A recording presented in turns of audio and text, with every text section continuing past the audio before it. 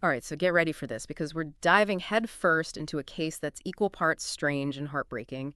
It's the disappearance of Maura Murray. It's been 20 years, 2 decades, and still nothing, no trace of her. It's one of those cases, the kind that gets under your skin and just stays with you. Oh, absolutely. It's the kind of Mm. story that grabs you because it feels so relatable, so possible. A young woman, a car accident, a snowy road, and then vanished, just Yeah, like that. exactly. So, who is Maura Murray? I mean, she's more than just a name on a missing person poster. We're talking about a 21-year-old, a nursing student at UMass Amherst, a star athlete. I mean, this woman excelled on the track team both in high school and college. And she loved hiking, loved it, especially in the White Mountains in New Hampshire, which, as we'll see, is where everything takes this turn. And setting the scene is crucial here, don't you think? I mean, those mountains, they play a huge role in how this all unfolds. Oh, completely. So picture this. It's February in New Hampshire. February 9th, 2004, to be exact. Freezing. Snowing. And a black Saturn sedan, it crashes into a snowbank on this totally deserted stretch of highway. Route 112. The car, it belonged to Maura Murray, and when help arrives, well, she's gone. And that's the most perplexing thing, isn't it? The car is there, the accident is real, but Maura, nowhere to be found. Poof, vanished.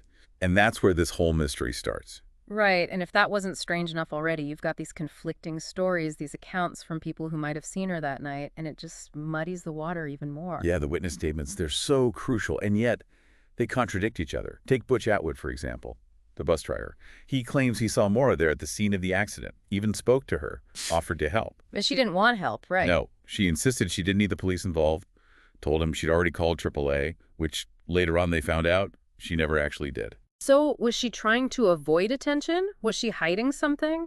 Or, and this is just as likely, maybe she was just disoriented, in shock after the accident. I mean, it was a pretty bad one. Oh, entirely possible. And to make it even more complicated, more confusing, you have the Westmans, the neighbors. They saw the car too. But their story about who they saw and when, it doesn't quite line up with Atwood's. So it's like from the get-go, minutes after the crash, the timeline is already a mess. It makes you wonder, how much did those conflicting stories affect the investigation, especially early on?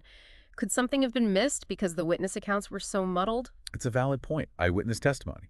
It's notoriously unreliable, especially in these high-stress situations. How our memories work, especially under pressure, it's complicated. It really makes you think, in that situation after an accident, would any of us be thinking clearly? Or could even the smallest details get twisted, misinterpreted? It's something we have to consider.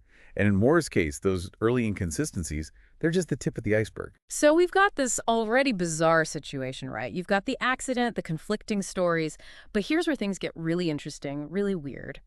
It's the days leading up to Maura's disappearance that are just as strange, just as perplexing. Like, she told people she was going to New Hampshire, but she wasn't exactly, telling everyone. Right. Moore's behavior in the days before she vanished, it was, to put it mildly, unusual for her. Picture this. She packs up her dorm room, but not just for a weekend, like she's leaving for good. She even emails her professors, telling them there's been a death in the family. Turns out, that was a lie. And get this, she takes almost all the money out of her bank account. Not really something you do for a quick trip, is it? It's like she was trying to, I don't know, disappear, wipe the slate clean. It's a chilling thought, for sure.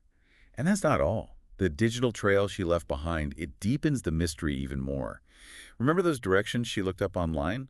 Well, they weren't for New Hampshire. Maura was actually looking up directions to Vermont, Burlington and Stowe specifically. Wait, seriously. So we have two different states, two completely different destinations.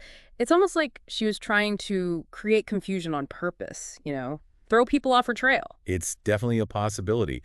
Some experts think it could point to a desire to escape something or someone, or maybe she was feeling incredibly disoriented, scared even, and that led to these erratic decisions. Okay, and then there's that book. The book they found in her car, Not Without Peril. Yes, the book about, well, tragedies in the White Mountains. That detail, it's both eerie and oddly fitting, don't you think? Totally. And get this, it gets even weirder. That book, it was a gift from her father. It was her favorite. What's so fascinating here is how a seemingly small detail, like a book, can become such a focal point in a case like this. Was it just a strange coincidence that she had that particular book with her? Or was it, intentionally or not, a reflection of what was going on in her mind at the time? It's enough to give you chills, right? I mean, it makes you wonder, was she drawn to those stories? Stories of people lost in the wilderness? Was there something more going on beneath the surface that we're only just now getting a glimpse of? We can only speculate, of course, Hmm. but it's these details, these threads of possible meaning that make this case so incredibly captivating. So we've got all these unanswered questions, these mysteries surrounding what Maura was doing, where she was going in the days before she disappeared. And then the investigation itself, it almost mirrors that complexity, wouldn't you say? It gets, well, kind of messy. That's a good way to put it. From the very start, the search efforts, they were delayed. Plus, you had these communication problems between the police departments, and there's been this whole debate, this back and forth about whether calling it a missing person case rather than, say, a potential abduction, whether that impacted their whole approach. I mean, think about it. If they treated it like a crime scene right from the get-go. It could have been a totally different story. Exactly. And all this time, you have Maura's family, especially her dad, Fred. They're desperate, just searching for anything, any clue that could lead to her. He's been really incredible, hasn't he? Her dad. I mean, in terms of his determination. Absolutely. He's organized searches himself. He's been pushing and pushing for the FBI to get more involved. He even filed a lawsuit trying to force them to release the case files. Which hasn't really worked out, has it? Unfortunately, no.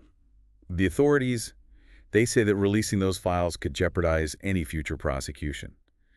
But for Fred, it's been 20 years of nothing, dead ends. And that's got to be the hardest part for families of missing people, that lack of closure, not knowing. It's just brutal. It's got to be incredibly difficult. And it's like the lack of clear answers in Maura's case, it just makes people speculate even more, you know? Was it really an accident?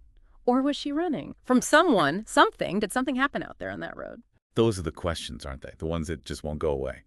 And then there's this whole thing about the cadaver dogs.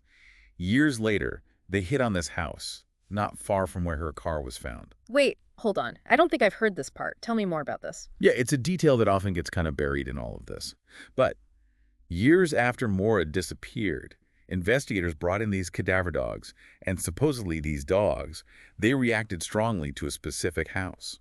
They even ripped up sections of the carpet, took it for testing. Okay, so what happened? Did they find anything? What were the results? And that's the most frustrating part. Nobody knows. Those results, they've never been made public. Just another dead end. So here we are, 2 decades later, still trying to make sense of what happened to Maura Murray.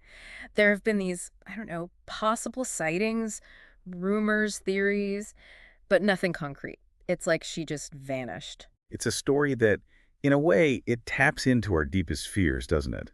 The idea that someone can just disappear, leaving so little behind. But it's also a reminder of hope, the love of a family that refuses to get up. Maura's sister, Julie, she actually has a podcast now dedicated to the case. It's called Media Pressure.